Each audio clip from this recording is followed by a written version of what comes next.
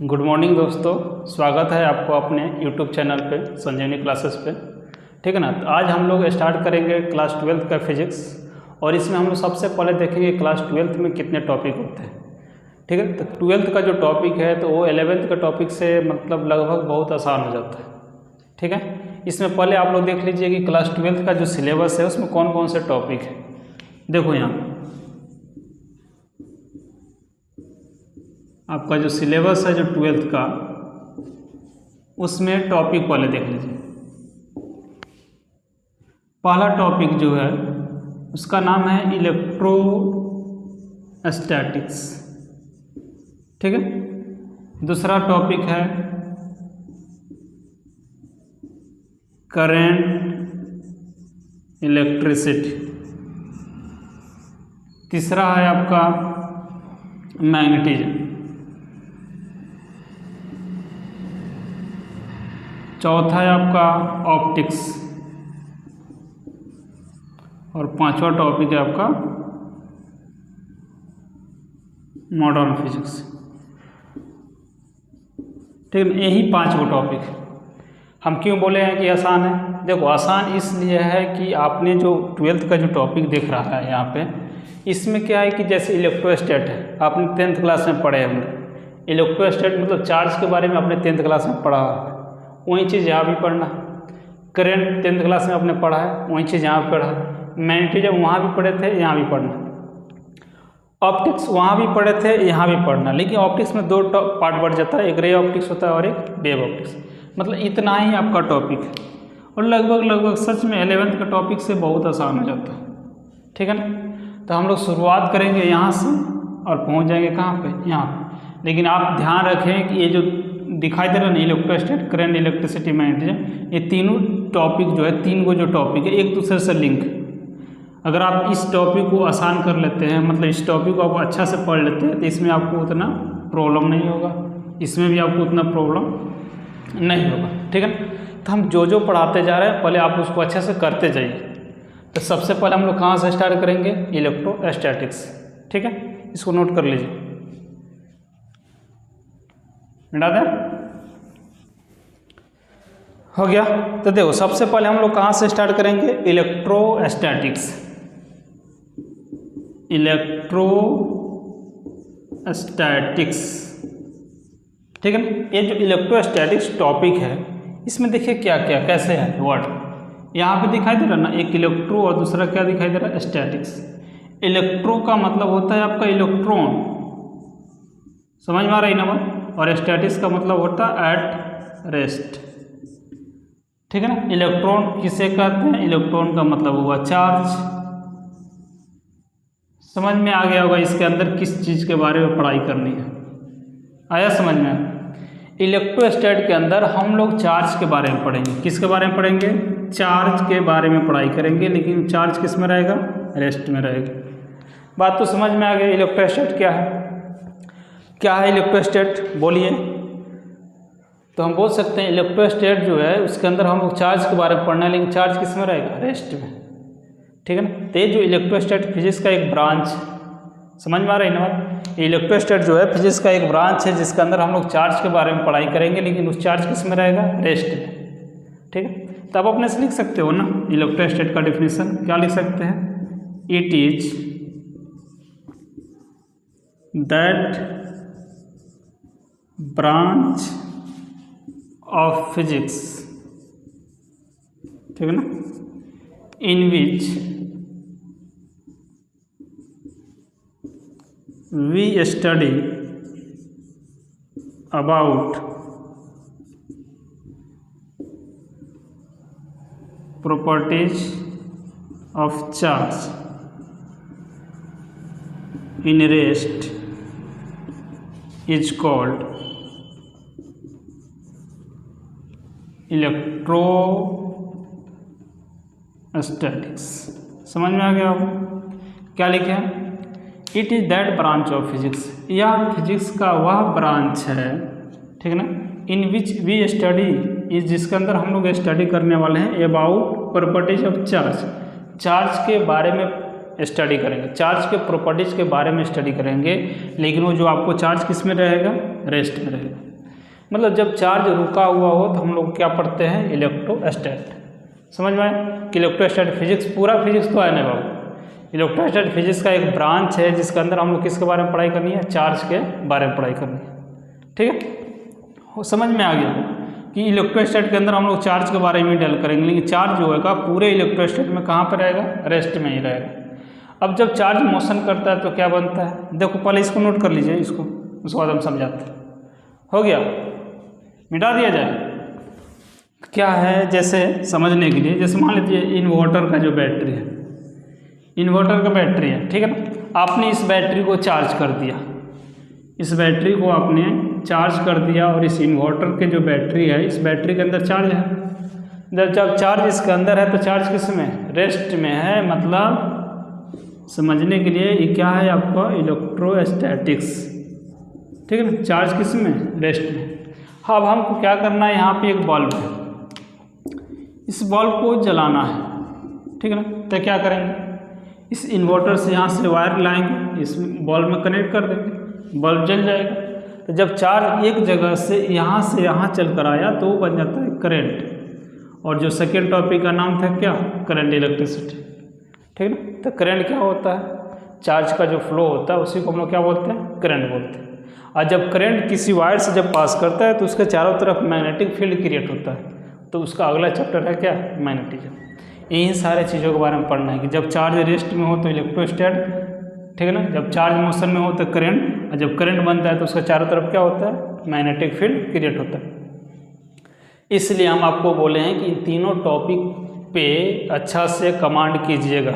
ठीक है ना, ये तीनों टॉपिक बहुत अच्छा है। पहला टॉपिक पर अगर आपको कमांड हो गया तो सेकेंड टॉपिक आसान हो जाएगी, सेकेंड आसान हो जाएगा तो थर्ड आसान हो जाएगा। ठीक है, तो हम लोग इस इलेक्ट्रोस्टैट में दो टॉपिक, मतलब इसके अंदर हम लोग दो चैप्टर पढ़ेंगे। शुरुआत करेंगे पहले चैप्टर से। पहला चैप्टर का नाम है इलेक्ट्रिक चार्ज एंड फील्ड। ठीक है, इसको मिटा दे रहा है। पहला टॉपिक क्या है मेरा, chapter number first, electric charge and field. देखो यहाँ पे इस नाम में ही सारा चीज़ छिपा हुआ कि मतलब एक चार्ज के बारे में पढ़ना है और चार्ज का एक फील्ड के बारे में पढ़ना है। फील्ड का मतलब चार्ज का एरिया, मतलब चार्ज कहाँ तक फैला हुआ है। तो इसमें हम लोग किसके बारे में स्टडी करेंगे, एक चार्ज के बारे में पढ़ेंगे और उसके फील्ड के बारे में पढ़ेंगे। ठीक है, तो सबसे पहले हम लोग देखते हैं इसमें कि भाई चार्ज क्या होता है। सबसे पहले देखिए चार्ज किसे कहते हैं, आवेश, जिसको हिंदी में बोलते हैं चार्ज, किसे कहते हैं। ठीक है ना, समझ में, चार्ज है। अब चार्ज किसे कहते हैं, बताइए चार्ज क्या है। तो देखो चार्ज क्या होता है, तो चार्ज को समझने के लिए क्या करते हैं कि जब हम लोग बालों में जब हम लोग कंघी यूज करते हैं, देखिएगा बाल में जब कंघी यूज कीजिएगा उसको टेबल पर रखिएगा तो देखिएगा उसमें कागज़ का छोटा छोटा टुकड़ा सड़ जाता है, तो वो भी एक तरह का क्या है, चार्ज। मतलब कंघी जो है बाल के फ्रिक्शन होने से, इसमें घर्षण होने से उस पर क्या आ गया है, चार्ज आ गया। चाहे बैलून ले लीजिए, ठीक है ना, बैलून ले लीजिए, उसको बाल में रख कीजिए और कागज़ के टुकड़े के पास ले जाइए, वो भी एक तरह का क्या होगा, देखिए कागज़ के टुकड़े को बैलून क्या करेगा, खींचेगा, मतलब उस पर फोर्स लगाएगा, वो भी एक तरह का क्या है, चार्ज। या ठंडी के समय में जब हम लोग कंबल यूज करते हैं तो उसमें से चट की आवाज़ आती है, ठीक है ना, तो भी एक तरह का क्या है, चार्ज। तो कोई भी बॉडी जो होती है चार्ज कब होती है, जैसे मान लेते हैं बॉडी, ठीक है ना, ये बॉडी है, इस बॉडी पे भी कोई चार्ज नहीं होगा, कागज़ के टुकड़े के पास ले जाइएगा नहीं खींचेगा। लेकिन जब इस बॉडी को बाल में रफ करेंगे, ध्यान देना बात, जब इस बॉडी को जब बाल में रफ कीजिएगा तो इस पर चार्ज आ जाएगा और कागज़ के टुकड़े के पास ले जाइएगा तो उसको क्या करेगा, अपनी तरफ खींचेगा। तो बोल सकते हैं कि चार्ज किसी ऑब्जेक्ट का वह प्रॉपर्टी है जब किसी दूसरे बॉडी के साथ इंटरेक्शन होने के बाद फोर्स लगाता है, और उसी फोर्स का नाम होता है इलेक्ट्रोस्टैटिक्स फोर्स। ऐसे समझो, charge is that properties of an object by which apply electrostatics force of interaction on other body. बात समझ में आ गया होगा। Charge is that properties of an object. Charge किसी ऑब्जेक्ट का वह प्रॉपर्टी है by which apply electrostatics force. कौन सा फोर्स अप्लाई करता है? इलेक्ट्रोस्टैटिक्स फोर्स ऑफ इंट्रैक्शन, मतलब वो किसी बॉडी से जब इंटरेक्ट होगा तब फोर्स लगाएगा। जैसे मान लेते हैं बॉडी है, ठीक है ना, इस दूसरे के कागज़ के टुकड़े के पास ले जाइएगा, उसको खींचेगा नहीं। जब किसी दूसरे बॉडी से इंट्रैक्शन होगा तब इस पर लेकर जाइएगा तो क्या करेगा? उसको खींचेगा। मतलब इस पे जो आया फोर्स, जो खींचने की जो फोर्स आ रही है, उसी फोर्स का नाम क्या होता है आपका? Electrostatics force. मतलब चार्ज की वजह से जो फोर्स मिलेंगे हमको, उसी का नाम होता है क्या? Electrostatics force. क्लियर है? चार्ज दो तरह का होता है, एक पॉजिटिव चार्ज होता है और एक निगेटिव चार्ज होता है। इसको नोट किया जाए। हो गया? नोट कर लिया? चलिए, तो पहला चैप्टर आपका यही है, electric charge and field. Charge समझ में आया? चार्ज दो तरह का होता है, ठीक है ना। There are two types of charge. Charge आपको दो तरह के देखने के लिए मिलेंगे। एक होता है पॉजिटिव चार्ज, एक होता है पॉजिटिव चार्ज और एक होता है नेगेटिव चार्ज। पॉजिटिव चार्ज को प्लस भी से, नेगेटिव चार्ज को माइनस भी से। यहाँ तक क्लियर है? चार्ज दो तरह का होता है, एक पॉजिटिव होता है और एक नेगेटिव होता है।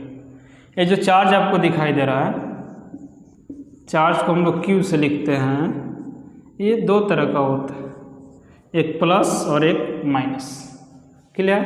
तो प्लस कब होता है, माइनस कब होता है? तो कोई भी बॉडी हो, उस बॉडी पे दो होता है, एक प्रोटॉन होते हैं मतलब पॉजिटिव चार्ज, और एक इलेक्ट्रॉन होते हैं जो इसके चारों तरफ घूमते रहते हैं। मतलब जो है चार्ज है आपको दो तरह का मिलेगा, एक इलेक्ट्रॉन और एक क्या मिलेगा? प्रोटॉन। इलेक्ट्रॉन निगेटिव चार्ज देता है और प्रोटॉन पॉजिटिव चार्ज देता है। समझ में आ रही है ना? इलेक्ट्रॉन कौन से चार्ज? निगेटिव, और प्रोटॉन कौन से चार्ज? पॉजिटिव। इसका जो वैल्यू होता है -1.6 × 10⁻⁻90 कूलम। इसका जो वैल्यू होता है सेम ही होता है, +1.6 × 10⁻⁻90। बस समझ में आया ना? इलेक्ट्रॉन और प्रोटॉन का वैल्यू सेम, इसमें माइनस लगा रहता है पहले, ध्यान देना, और इसमें पहले क्या लगा रहता है? प्लस। बस समझ में आ रहा है? दोनों का वैल्यू सेम होता है, दोनों का जो चार्ज होते हैं वो सेम होता है। इलेक्ट्रॉन का निगेटिव होगा, प्रोटॉन का पॉजिटिव होगा। क्लियर है यहाँ तक? समझ में आए? इसको नोट कीजिए। तो याद रखना, जो C है, ये C क्या है? चार्ज का मापने का यूनिट है। जैसे मास का मापने का यूनिट क्या होता है? kg, उसी तरह चार्ज का मापने का यूनिट क्या है? C, जिसको हम कूलम बोलते हैं। ठीक है? तो चार्ज दो तरह का होगा, एक इलेक्ट्रॉन और एक proton. Electron negative, proton positive. A वाला नहीं देखना कि यहाँ भाई इसमें काहे नहीं चेंजिंग हुआ, ये तो वैल्यू है ना, यहाँ पे चेंजिंग, प्लस और ये माइनस। हो गया? चलिए मिटा देते हैं। अब देखिए यहाँ पे कुछ इंपॉर्टेंट पॉइंट चार्ज के बारे में, इंपॉर्टेंट पॉइंट देख लेते हैं यहाँ पे। कौन सा पॉइंट? पहला पॉइंट देखिए, जो चार्ज होते हैं, चार्ज किसको बोलते हैं? इलेक्ट्रोस्टैट में हमने पढ़ा, जो चार्ज रेस्ट में हो। इलेक्ट्रोस्टैट के अंदर हम लोग चार्ज के बारे में पढ़ना है। चार्ज किस में होता है? रेस्ट। तो सबसे पहली बात कि जो चीज़ रेस्ट में होता है उसको स्केलर बोलते हैं। 11th में थोड़ा सा बहुत पढ़े होंगे कि जो रेस्ट में होता है उसको क्या बोला जाता है? स्केलर। तो चार्ज तो रेस्ट में है, मतलब क्या है आपका? चार्ज जो है, चार्ज आपका कैसा हो गया? Charge is a scalar quantity. Charge आपका स्केलर क्वांटिटी, ठीक है। पॉइंट नंबर 2, चार्ज का जो एसआई यूनिट होता है, एसआई यूनिट ऑफ चार्ज जो होगा, ठीक है ना, एसआई यूनिट ऑफ चार्ज होता है वो कूलम होता है। कूलम का मतलब सी से रिप्रेजेंट, मतलब चार्ज का जो मापने का जो यूनिट होता है बाबू, वो क्या होता है आपका कूलम, सी से मापते हैं। जैसे मास का मापने का यूनिट क्या होता है, अपना वेट मापिएगा उसका यूनिट क्या होगा केजी। अब बोलते हैं ना कि हम 40 केजी 50 केजी जो भी केजी, उसी तरह चार्ज का मापने का यूनिट क्या है कूलम। अब देखो जैसे दूरी होते हैं, डिस्टेंस मापते हैं ना, डिस्टेंस को मापने का यूनिट क्या होता है मीटर। लेकिन अब वही इमेजिन कीजिए अगर बहुत दूर मापना है, ठीक ना, बहुत दूरी को मतलब मापना है तो उसमें मीटर हम लोग नहीं यूज करते, हम लोग यूज करते हैं किलोमीटर, क्योंकि डिस्टेंस बड़े हैं। अगर इस मार्कर को मापना है, इसको मापना होगा तो यहाँ मीटर यूज नहीं करेंगे, क्या यूज करेंगे सेंटीमीटर। मतलब जिस तरह से लेंथ होते हैं उसी तरह से यूनिट बनाए जाते हैं। उसी प्रकार यहाँ देखो चार्ज का तो एक यूनिट हो गया कूलम, ये सही इंटरनेशनल सिस्टम है, मतलब पूरे इंटरनेशनल में यूनिट हो गया कूलम। एक और यूनिट होता है, अगर चार्ज उससे छोटा हो जाए तो किस में मापेंगे, जैसे दूरी छोटा होता है तो सेंटीमीटर मापते हैं। उसी प्रकार जब चार्ज छोटा हो जाए तो उसको यूनिट जो बनाएगा उसको बोलते हैं CGS। कौन सा unit CGS। CGS unit of charge जो होता है वो होता है आपको स्टेट कूलम। याद हो गया, छोटे चार्ज को मापने के लिए CGS, बड़े चार्ज को मापने के लिए SI। CGS का मतलब सेंटीमीटर, यहाँ पे देखो सेंटीमीटर ग्राम सेकेंड, उतना कुछ जानने की जरूरत नहीं, सेंटीमीटर ग्राम सेकेंड। अच्छा एक चीज़ आप तुम देखो, जैसे होता है ना कि 1 मीटर में 100 सेंटीमीटर, तो देखो मीटर का मीटर तो बड़ा यूनिट है किसके रिस्पेक्ट में सेंटीमीटर, लेकिन दोनों तो बराबर है। तो बड़े यूनिट को मापने वाले को SI और छोटे यूनिट को मापने वालों को CGS। याद है ना 1 मीटर में 100 सेंटीमीटर। तो सेम उसी तरह याद रखना चार्ज का यूनिट में, एक कूलम में जो वैल्यू होता है 3 × 10⁹ स्टेट कूलम। याद रहेगा ना, एक कूलम में कितना होता है 3 × 10⁹ स्टेट कूलम। कैसे, तो बाबू ये SI हो गया तुम्हारा, ये क्या हो गया SI और ये क्या हो गया CGS। सेम इस तरह से ये बड़ा वाला SI छोटे वाला CGS। याद रहेगा ना, वो एक कूलम में 3 × 10⁹ स्टेट कूलम। इस स्टेट कूलम को कभी कभी ऐसे भी लिख देता है ESU, मतलब E से हो गया इलेक्ट्रोस्टैटिक स्टेट यूनिट। क्लियर है। पॉइंट नंबर 5 देखिए, एक चीज याद रखना, डायमेंशन जो होता है चार्ज का वो क्या होता है। तो चार्ज का जो फॉर्मूला होता है आपने पढ़ा होगा, 10th क्लास में पढ़ा होगा कि चार्ज जो होता है वो होता है करंट इनटू टाइम। पढ़े होंगे। तो करंट को किससे मापते हैं, एम्पियर से, टाइम को टी से। डायमेंशन के लिए बात करो तो डायमेंशन कितना हो जाएगा AT। याद ही रखिएगा चार्ज का डायमेंशन क्या होता है AT, current into time. Current को एम्पियर से, टाइम को टी से, डायमेंशन है। तो चार्ज का डायमेंशन क्या हुआ AT। चार्ज स्केलर क्वांटिटी होता है। दूसरा क्या होता है, चार्ज का SI यूनिट कूलम हुआ, CGS यूनिट स्टेट कूलम होता है। कन्वर्जन की एक कूलम में 3 × 10⁹ स्टेट कूलम होगा। डायमेंशन क्या होता है चार्ज का AT। ठीक है ना, यहाँ तक नोट कीजिए। हो गया, मिटा दिया जाए। देखिए पॉइंट नंबर 6। पॉइंट नंबर 6 कहने का मतलब जैसे मान लेते हैं आपके पास 2 बॉडी है, एक A बॉडी है और एक A बॉडी है। इमेजिन कीजिए दोनों अलग अलग बॉडी, दोनों अलग अलग मटेरियल के बने हुए हैं। ठीक है, इसको हमने अपने बाल में रफ किया, बॉडी चार्ज हो जाएगी। ठीक है, इसको भी हम अपने ही बाल में रफ किया, वो भी क्या हो गया चार्ज।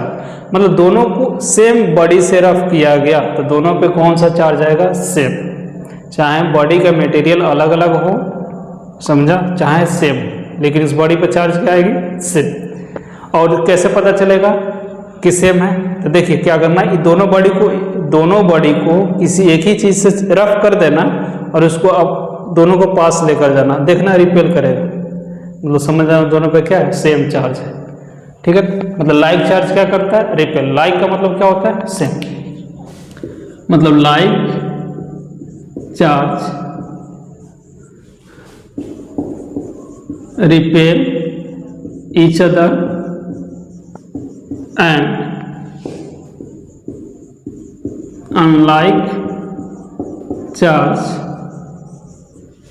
Attract each other.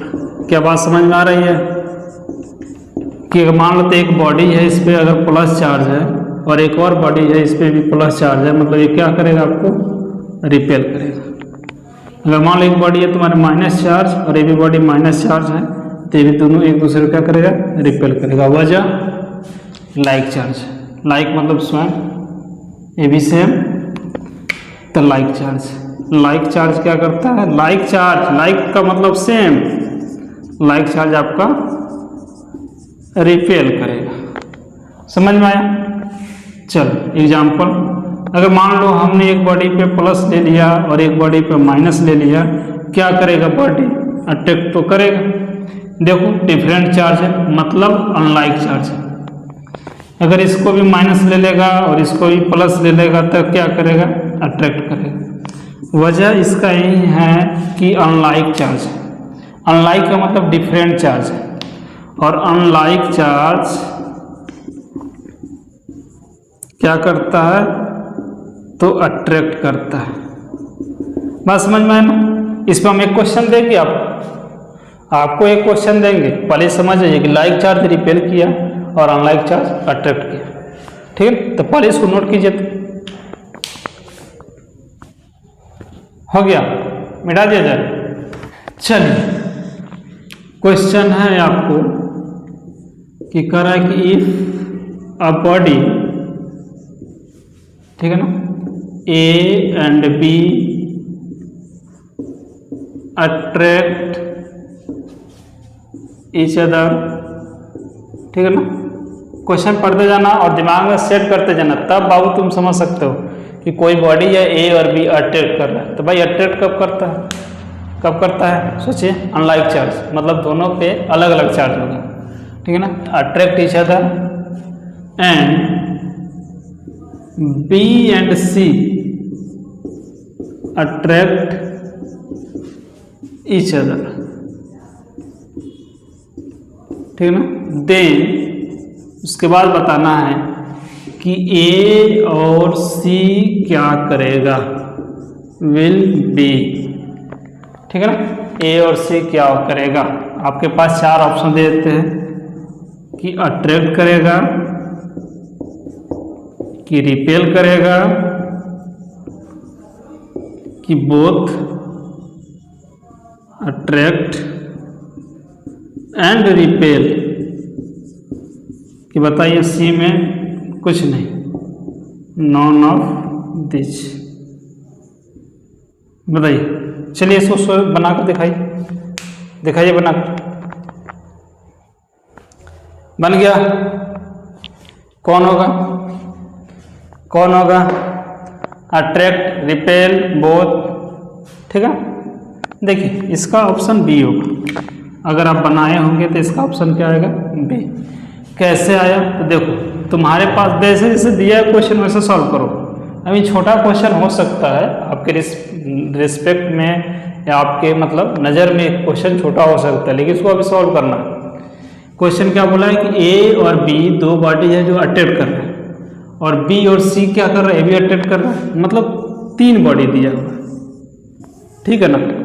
एक को बोल दिया ए बी सी, क्वेश्चन बोला है कि ए और बी अट्रैक्ट कर रहे हैं। अट्रैक्ट करने का मतलब एक पे माइनस था, दूसरे पे प्लस, अनलाइक चार्ज।